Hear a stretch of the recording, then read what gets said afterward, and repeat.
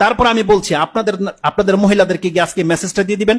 মুসলিমে রয়েছে রাসূল সাল্লাল্লাহু আলাইহি ওয়াসাল্লাম বলেছেন, প্রত্যেকটা প্লেট, প্রত্যেকটা গ্লাস, প্রত্যেকটা পাত্র যা আপনি ব্যবহার করেন, হাত্তা চামচ যেটা যা কিছু আছে যেটা আপনি ব্যবহার করেন, লবণের বাটি পর্যন্ত, সেটাকে উপর করে রাখবেন। খালিটা হলে উপর করে রাখবেন, আর না হয় যদি কিছু থেকে থাকে সেটাকে ঢেকে রাখতে হবে। রাসূলুল্লাহ বলছেন একটা কাঠির টুকরাও যদি হয় আপনাকে ওটা উপরে দিয়ে রাখতে হবে। কেন?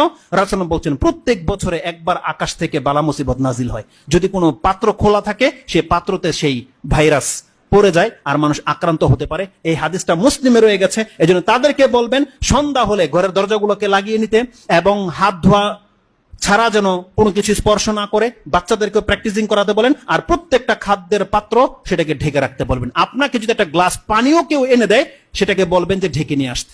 এটা রাসূল সাল্লাল্লাহু আলাইহি সুন্নাহ এবং বলেছে এ থেকে আপনি ইফেক্টেড থেকে বেঁচে যেতে পারবেন। রাসূল সাল্লাল্লাহু আলাইহি ওয়াসাল্লাম বলছেন তুমি যখন ওযু করবে তুমি বেশি করে পানি টেনে খুব জোরে নাক ঝাড়ো।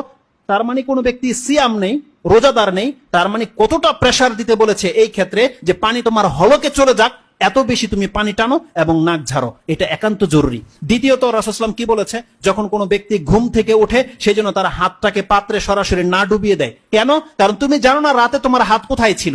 তার মানে আমাদেরকে কি না জানানো হয়েছে আপনি বলেন। এইভাবে বহু কিছু দিক নির্দেশনা রয়েছে। যেহেতু সময় চলে গেছে, কিন্তু আমার খুব একান্ত ইচ্ছা ছিল